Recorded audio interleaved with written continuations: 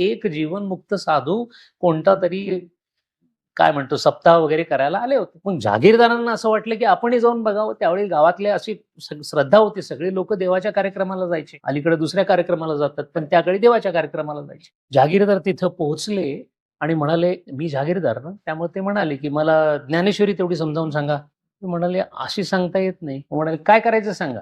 जहागीरदार आहे ना, काही तुम्ही सांगाल ते करतो मी. पंचक्रोशीत नाव आहे माझं. ते म्हणाले, "असं नाही करता येणार. एक काम करायला लागेल तुम्हाला. जे जे काही तुमच्याकडे जहागीर म्हणून आहे ते सगळं सोडावं लागेल." आणि त्या काळी तिलांजली द्यायची. पण त्यांनी सांगितलं ठीक आहे. तिथंच उभे होते. नोकराला सांगितलं तीळ घेऊन या. समोर तामणामध्ये तीळ सोडले, जहागीर सोडून दिले. महाराज म्हणाले, "ज्ञानेश्वरी आता समजेल ना?" नाही म्हणाले, "एवढ्यात नाही समजत." काय अजून काय करायचं? आता जिथे जहागिरी गेली तिथून भिक्षा मागून यायची. प्रसंग अवघड. जिथं सगळे नमस्कार करायचे वाकून, तिथं जाऊन मला भिक्षा द्या म्हणून सांगायचं. तेही केलं. कारण ज्ञानेश्वरी समजावून घ्यायची आहे. आले परत महाराज भिक्षा झाली.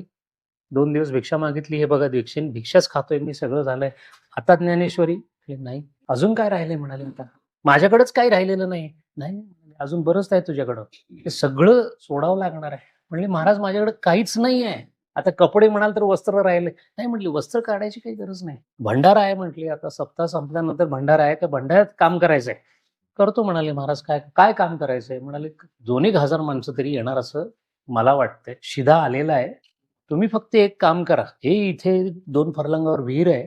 त्या विहिरीतनं पाणी आणायचं जेवढं लागेल तेवढं. बरं म्हणाले. आणि एक अट आहे म्हणाले. सेवा चालली आहे. सगळ्यांचं भोजन झाल्याशिवाय भंडारा झाल्याशिवाय तुम्हाला जेवता येणार नाही. मी ताकद आहे, शरीर कमवलेलं आहे, असं काही इतका वृद्ध पण नाही आहे. ह्याच्यानंतर काय आहे का म्हणाले महाराज, काय हे शेवटचं आहे? शेवटचं आहे, करून घ्या. त्या काळी ते हंडे असायचे, ते हंडे आणले, मानेला रग लागलेली, वर सूर्य, 2 फर्लंगावर जायचं, ते भरायचं, आणायचं. माणसं त्यावेळेला मुबलक पाणी वापरायचे. हात धुवायचे, पाय धुवायचे, मग भोजनाला बसायचं. भोजनानंतर पुन्हा हे चालू आहे.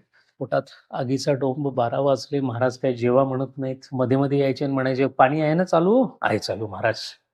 2 वाजले, 3 वाजले, 4 वाजले, 5 वाजले, 6 वाजले, 7 वाजता म्हणजे अगदी पाय हलायला लागले. पंक्ती उठतच होत्या.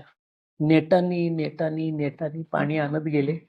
रात्री 9, 9:30ची वेळ झाली. महाराज आता काय आज्ञा आहे म्हणाले. आता म्हणाले, "आज्ञा काही नाही, जरा जेवू नकोस." महाराज म्हणाले, "अशी अवस्था आहे, मी आता उभा राहू शकत नाही." "नाही, तुला कशासाठी हे सगळं?" नाही म्हणाले, "ज्ञानेश्वरी समजावून सांगायची." म्हणले, "एक काम कर आता, ज्ञानेश्वरांच्या मंदिरामध्ये जा आणि ज्ञानेश्वरी घे समजून." महाराज म्हणले, "तुम्ही तिकडे येताय काय?" म्हणले, "मी येत नाही, तू जा.